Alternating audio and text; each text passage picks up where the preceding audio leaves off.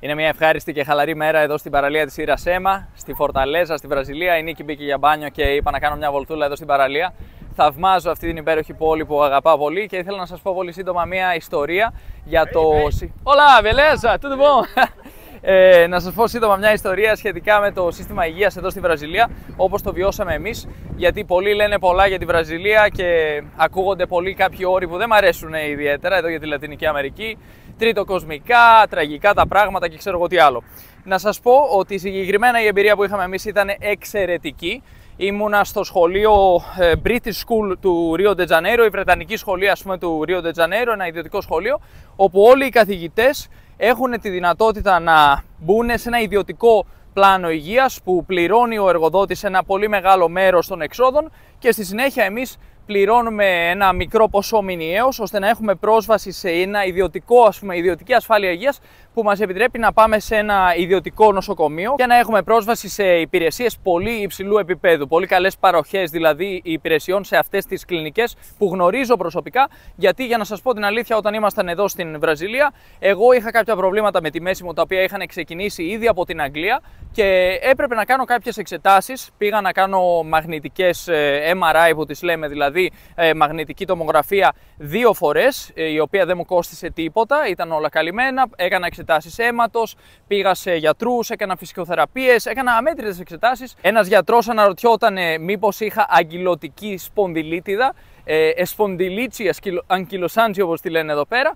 Τελικά το αποκλείσαμε αυτό και όπως και να έχει, ας πούμε ότι μπήκαμε λίγο περισσότερο στο σύστημα υγείας εκείνη την εποχή, πραγματοποιήσαμε πολλές εξετάσεις. Απλώς αυτό που ήθελα να πω, κάτι που μου έκανε μεγάλη εντύπωση τότε, ήταν το πώς ξεκινούσαμε τη διαδικασία της θεραπείας. Ας πούμε ότι εγώ έχω πόνο στη μέση μου, για παράδειγμα, ή ότι έχω κάποιο άλλο πρόβλημα, έχω βγάλει κάτι δερματικό.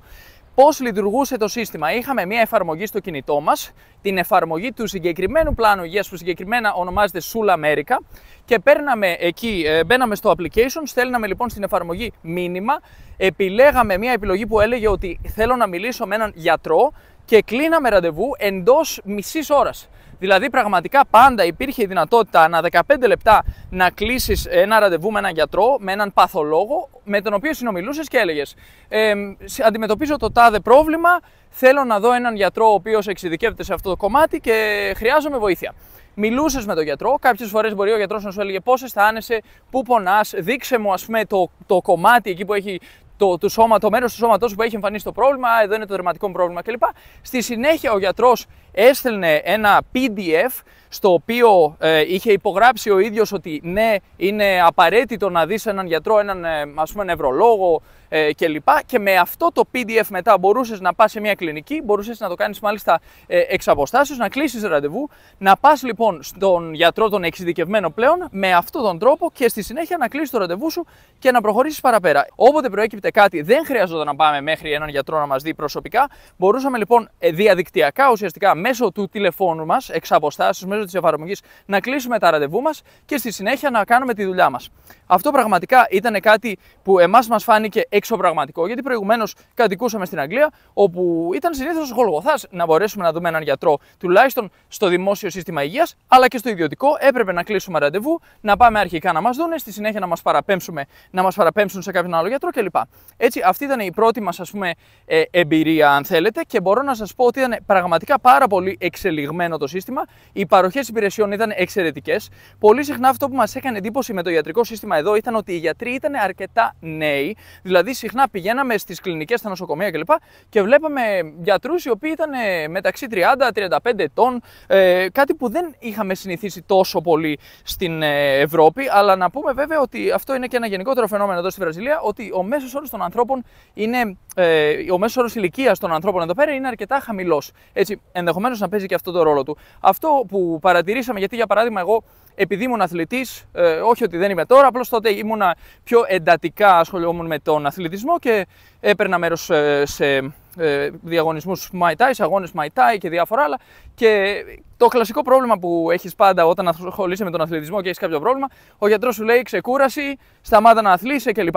Παρατήρησα τότε ότι οι γιατροί εδώ δεν μου λέγανε τέτοια πράγματα, μου λέγανε Κοίταξε να δεις, κάνε περισσότερο αλόγκαμέντου, να τεντώνεσαι, να κάνεις διατάσεις, κάνε κολύμπι, πρόσεξε με τα βάρη, το βάρος σου είναι πολύ καλό σωματικά κλπ.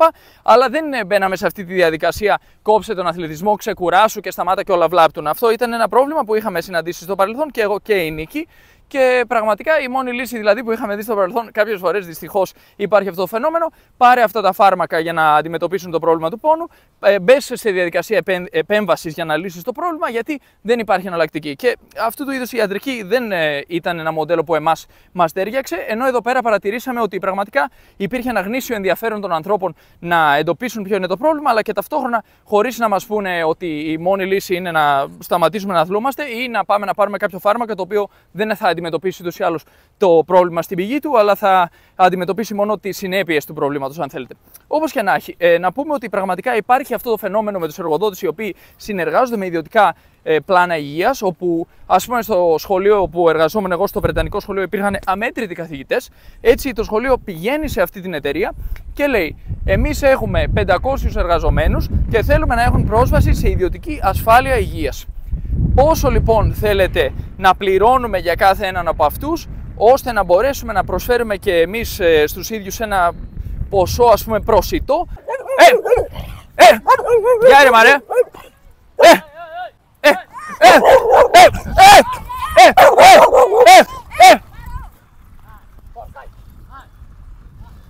Εντάξει. Πω είχαμε και περιπέτεια. Δεν ξέρω, έκανα ένα βίντεο και μου την πέσαρε. Da bolsa? Ele quer pegar a bolsa?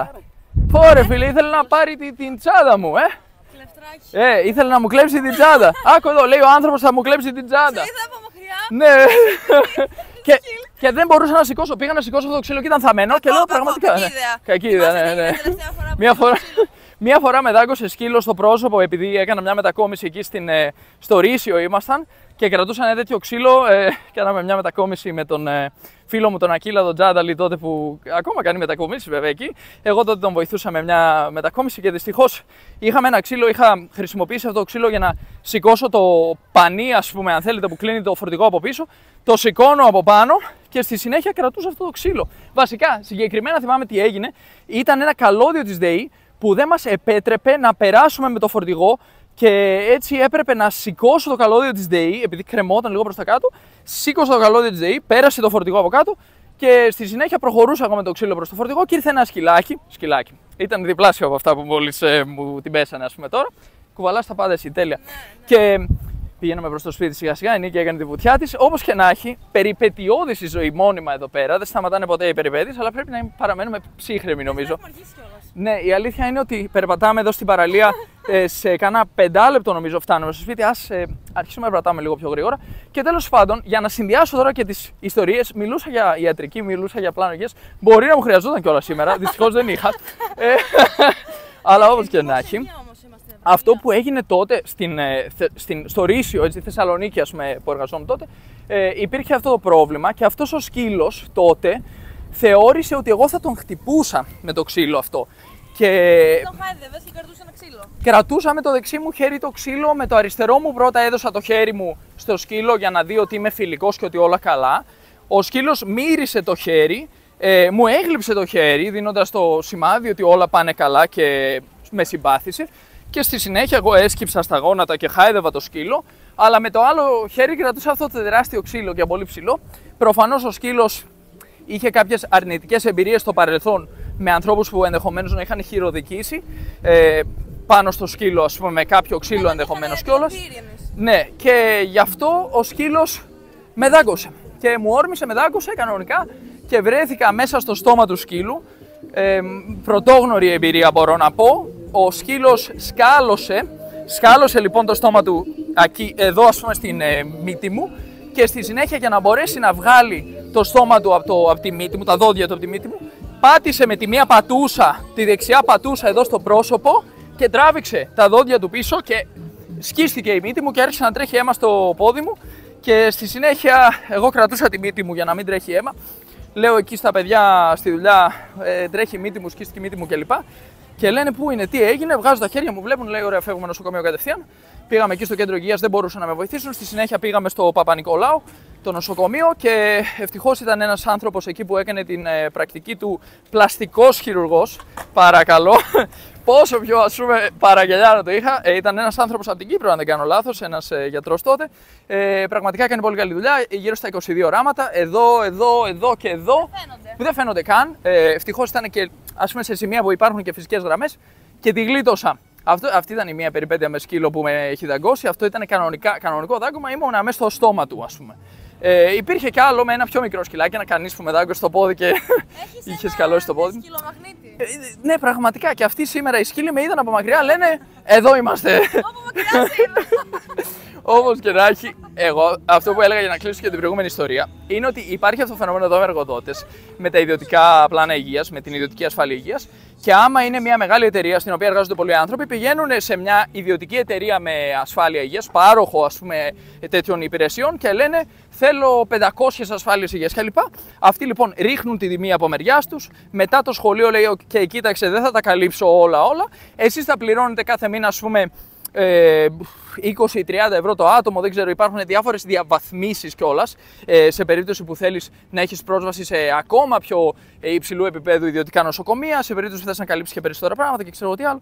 Και ανάλογα με το αν έχεις πολλά εξαρτώμενα μέλη, σύζυγο, 1, 2, 3 παιδιά, ανάλογα με το πόσα άτομα μπαίνουν σε αυτό το πλάνο υγείας, όπως το λένε εδώ πέρα, τέλος πάντων, ασφάλεια υγείας, πληρώνεις περισσότερα. Εμείς πληρώναμε έτσι ένα ποσό που ήταν κάτω από 100 ευρώ το μήνα και μας έδινε πρόσβαση αυτό σε οτιδήποτε θέλαμε. Ας πούμε, πηγαίναμε στα νοσοκομεία χωρίς να πληρώνουμε τίποτα εμείς από την τσέπη μας, κλείναμε ραντεβού με τους γιατρούς μέσω κινητού, μέσω αυτής της εφαρμογής της Σούλα Αμέρικα, κάναμε εξετάσεις αίματος, μαγνητικές τομογραφίες, πηγαίναμε πραγματικά τους ρωτούσαμε αν υπάρχει κάτι εκεί πέρα, γιατί προηγουμένως δεν είχαμε κάνει τόσο καλές εξετάσεις στο παρελθόν, δεν μπορούσαμε, δεν είχαμε αυτή τη δυνατότητα και εδώ πέρα πραγματικά είδαμε ότι η υγεία, το σύστημα υγείας ήταν εξαιρετικό. Βέβαια, εμείς μιλάμε αποκλειστικά για το ιδιωτικό σύστημα υγείας. Ο Λεάνδρου που γνωρίσαμε πρόσφατα, ένας άνθρωπος που είναι οδηγός ταξί από την πολιτεία Πιαουί, στο Λουίς Κοχέα, ο άνθρωπος είχε θεραπεία για πολλά χρόνια εδώ στο δημόσιο σύστημα υγείας, δεν είχε έναν εργοδότη να του παρέχει αυτές τις υπηρεσίες που είχαμε κι εμείς, την ιδιωτική ασφάλιση υγείας, και έτσι ο άνθρωπος ήταν για πολλά χρόνια, έπαιρνε κάποια χρήματα από το κράτος, το λεγόμενο αουζίλιο ντουένσα, μια στήριξη, ένα βασικό μισθό, ας πούμε γύρω στα 200 κάτι ευρώ το μήνα, για περίπου 6-7 χρόνια, και στη συνέχεια έπαιρνε πολλά χρήματα, όχι απευθείας, αλλά δεν πλήρωνε για τις χημειοθεραπείες, για οτιδήποτε άλλο έκανε, ας πούμε επεμβάσεις, 10 χειρουργία και ξέρω τι άλλο. Όταν τα είχαμε υπολογίσει αυτά ήταν κοντά στο μισό εκατομμύριο ευρώ, ας πούμε, δηλαδή κάπου εκεί. 300.000 με 500.000 ευρώ ήταν σίγουρα. Όλα αυτά λοιπόν στο δημόσιο σύστημα υγείας, αυτά τα λέμε πολύ απλά για να δώσουμε μια εικόνα, καλύτερη εικόνα του συστήματος υγείας εδώ της Βραζιλίας, που μπορεί να μας χρειαστεί και όλα στύπα ξύλο, να στην πέσει κανένα σκυλί στον δρόμο, ας πούμε, και να έχουμε άλλα. Αυτά, νομίζω κάπου εδώ θα το κλείσω, γιατί έχουμε μάθημα σε πολύ λίγα λεπτά, αρχίζουν τα μαθήματα. Η ζωή συνεχίζεται. Ακούμε. Στην Αργεντινή ο Κωνσταντίνος έκανε με 15 ευρώ τα πάντα όλα, εξέταση θόρακος και ήταν ιδιωτική κλινική. Άρα υπάρχει δυνατότητα για ιδιωτική περίθαλψη επίσης, άμα κάποιος δεν θέλει να πάει στο δημόσιο. Όντως, ναι. Συγκεκριμένα να πούμε ότι αυτό ήταν στην, πώς τη λένε, Mar del Plata, μια πόλη στην ακτή του Buenos Aires. Και ήταν πάρα πολύ καλοί άνθρωποι εκεί πέρα. Πήγα, έκανα μια ακτίνα θώρακος, ακτινογραφία, ναι, την είπαμε αυτή. Έκανα επίσης καρδιογράφημα και εξέταση με γιατρό. Όλα αυτά κόστησαν $15, $13 ευρώ, κάτι τέτοιο ας πούμε ήταν τότε, σε ιδιωτική κλινική. Στο δημόσιο μπορούμε να πάμε δωρεάν για περίθαλψη, γιατί πολλοί μας ρωτάνε στα σχόλια. Ναι, μπορούμε, για κάτι επίγον πηγαίνουμε στο δημόσιο και μας εξυπηρετούν κανονικότατα. Τώρα είναι για κάποιες ας πούμε εξετάσεις, θέλω γενικά να κάνω κάποιες εξετάσεις κλπ. Ενδεχομένως εκεί να σου πούνε όχι, ξέρεις τι, επειδή δεν έχεις ασφάλεια πρέπει να πληρώσεις, πρέπει να πας ιδιωτικά κλπ. Αλλά όπως βλέπετε τα έξοδα δεν είναι τόσο υψηλά και οι υπηρεσίες είναι πάρα πολύ καλές που παρέχουν εδώ στο σύστημα υγείας. Γίνεται πληρώνοντας γύρω στα 5 ευρώ το μήνα σε δημόσιο νοσοκομείο εδώ στην Βραζιλία. Ναι, δεν το έχω εξακριβώσει βέβαια. Όντως πρέπει να το κοιτάξουμε αυτό. Υπάρχει ένα ιδιωτικό πλάνο υγείας για ανθρώπους, ναι, για ανθρώπους που θέλουν να κάνουν 5 πράγματα παραπάνω, ας πούμε, και ενδεχομένως να μην έχουν κάποιο πλάνο υγείας, δεν είναι εδώ από τη Βραζιλία. Κάπως έτσι μας τα είπε ένας άνθρωπος πρόσφατα. Θα το ψάξουμε, θα σας ενημερώσουμε σύντομα, αλλά προς το παρόν το κλείνουμε γιατί θα αργήσουμε για το μάθημα. Γεια σας!